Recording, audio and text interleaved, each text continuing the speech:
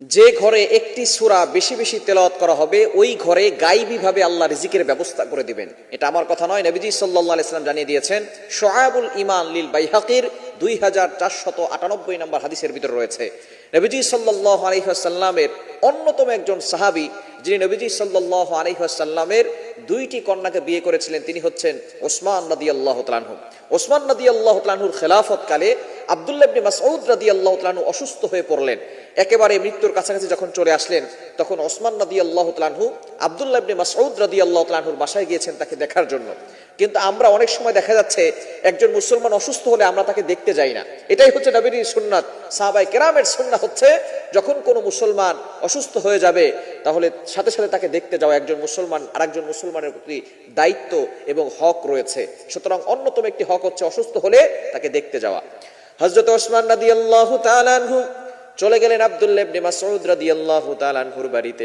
ওসমান রাদিয়াল্লাহু তাআলা আনহু গিয়ে বললেন, আব্দুল্লাহ ইবনে মাসউদ, কি খবর তোমার? বলে, আলহামদুলিল্লাহ, ভালো রেখেছেন আল্লাহ।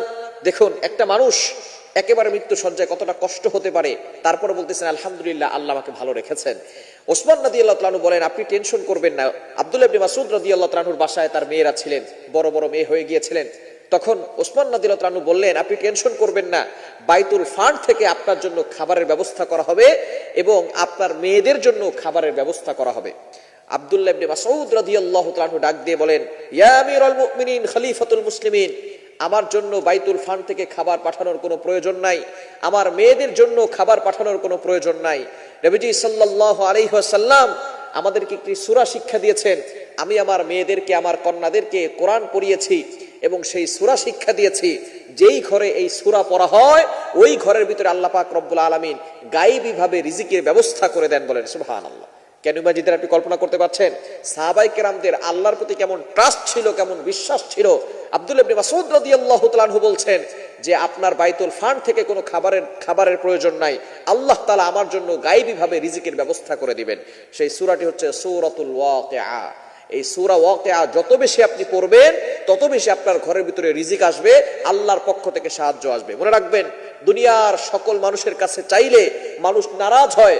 একবার চাইলে দেয়, দুইবার চাইলে দেয়, তিনবার চাইলে দেয়, কিন্তু শেষ পর্যন্ত সে নারাজ হয়ে যায়, অখুশি হয়ে যায়। কিন্তু আমরা এমন একজন রবকে পেয়েছি যার কাছে চাইলেই তিনি আরো বেশি খুশি হয়ে যান। এজন্য অবশ্যই আমাদেরকে চিন্তা করতে হবে, কোরআন তেলাওয়াত করবেন ঘরের ভিতরে। সূরা ওয়াকিয়া মাগরিবের নামাজের পরে সূরা ওয়াকিয়ার তেলাওয়াতটা চালু করবেন।